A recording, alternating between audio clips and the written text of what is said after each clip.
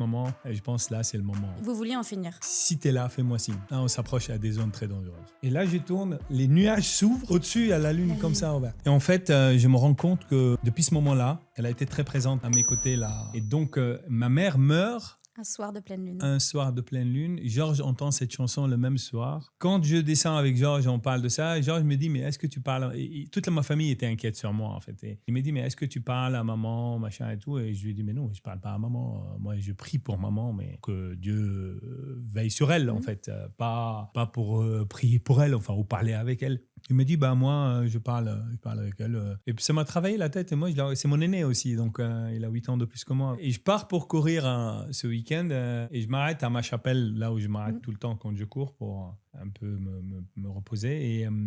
Et là, je prie et je dis à la fin, bah, écoute maman, je pense là, c'est le moment. Vous vouliez en finir. Et je lui ai dit, écoute, de toute manière, si tu dois faire quelque chose, je ne sais pas si tu existes ou pas, mais si tu existes, et tu dois faire quelque chose, c'est le moment. Parce que là, on s'approche à des zones très dangereuses. Et en fait, on s'approche à des zones très dangereuses. Je ne m'arrêterai pas. Hein. Si je veux faire quelque chose, je sais faire. Hein. Ce ne sera pas une tentative. Et je lui dis, si tu es là, fais-moi signe, à la fin. Et je descends, j'arrive chez moi.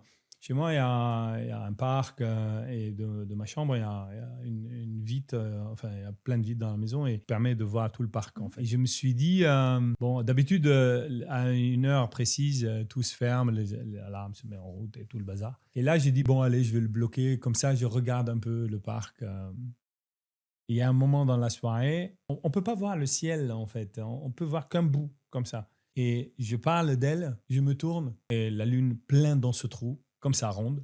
Je monte à Paris. Une semaine après, je dînais avec Absatou. Elle était face à l'église Saint-Eustache dans un restaurant. On voit le truc. Je l'ai mis en face à la vue. Et puis, elle me dit, mais Jean, tu sais, il faut faire crever l'abcès avec ta mère. Tu as jamais... Je suis très inquiète, machin. Et je lui raconte donc toute l'histoire. Et je lui dis, tu te rends compte, j'ai vu la lune le même soir quand je lui ai dit, fais-moi signe. Et là, elle blanchit devant moi, vraiment. Elle me dit, tourne. Et là, je tourne derrière, au-dessus de l'église Saint-Eustache.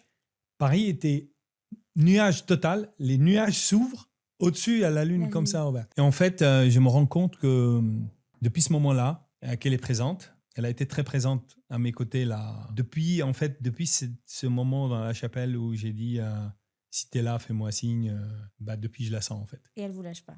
Je la sens, vraiment elle est là. Quelle était la relation avec votre mère? J'ai grandi dans un pays qui était dans le chaos total, mais dans un cocon familial qui était le cocon idéal pour se construire. Je n'ai jamais entendu, ni moi, ni mes frères, ni personne, ma mère avoir un décibel plus haut que celui-là, en fait.